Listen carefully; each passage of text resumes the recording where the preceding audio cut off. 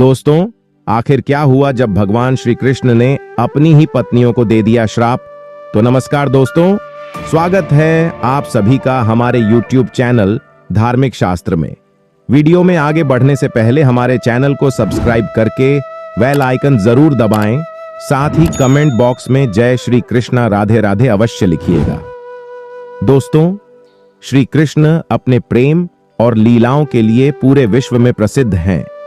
लेकिन क्या आपको मालूम है कि श्री कृष्ण जो सबके साथ प्रेम से रहते थे, उनकी 16,108 पत्नियां थीं, जो दिन रात उनकी भक्ति में लीन रहती थीं। लेकिन श्री कृष्ण ने उन्हें ऐसा श्राप दे दिया कि जिसके बाद सब कुछ नष्ट हो गया। द्वारिका जैसी पावन नगरी में श्री कृष्ण के बेटे सांब से एक ऐसा दुष्कर्म हो गया जिसका कभी कोई अंदाजा भी नहीं लगा सकता था।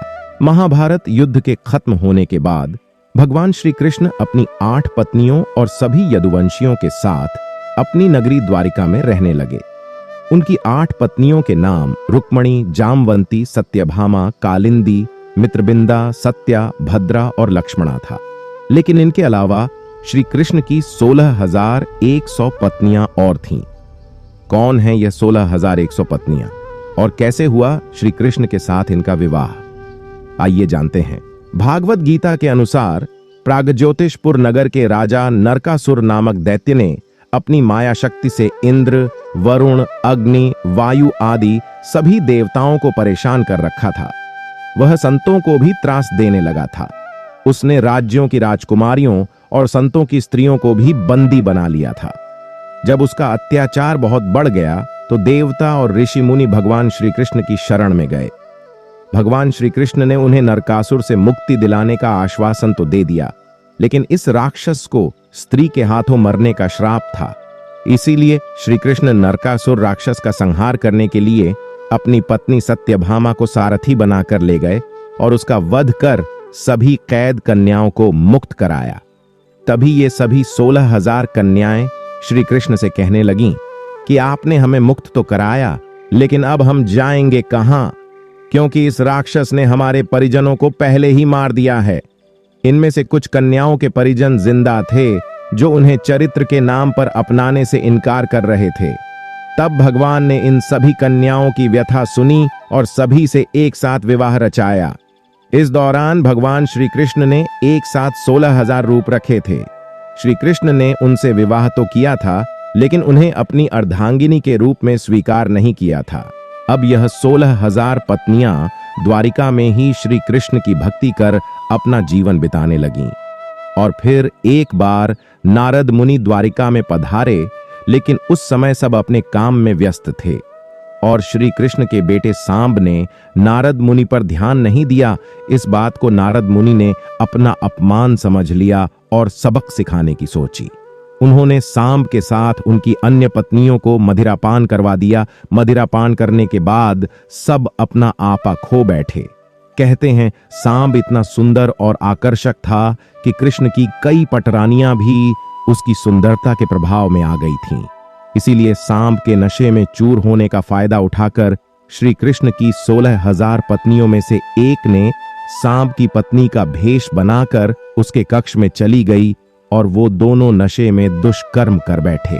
जैसे ही श्री कृष्ण को यह बात पता चली तो श्री कृष्ण ने सांब को कुष्ठ रोग से पीड़ित होने का दंड दे दिया और उनकी जितनी भी पत्नियां इस बुरे कर्म में शामिल थीं, उन्हें भी श्राप दिया कि मेरी मृत्यु के बाद तुम्हारा बुरे लोगों द्वारा अपहरण हो जाएगा। फिर गांधारी द्वारा दिया गया श्राप अपना असर दिखाने लगा और धीरे धीरे यदुवंशियों की आपस में ही लड़ाई होने लगी। एक दिन सारे यदुवंशियों की आपस में मुठभेड़ हो गई और उन्होंने एक दूसरे की हत्या कर दी। यदुवंशियों का ऐसा नाश देखकर बलराम बहुत दुखी हुए और वह समुद्र तट पर जाकर योग निद्रा में चले गए और उन्होंने अपना देह त्याग दिया। यह खबर मिलने पर श्री कृष्ण बहुत निराश हुए और उन्होंने अपने सारथी से कहा कि अब मेरे जाने का समय हो गया है, मैं योग में लीन होने जंगल जा रहा हूं। इसके बाद श्री कृष्ण जंगल जाकर एक पेड़ के नीचे बैठ गए।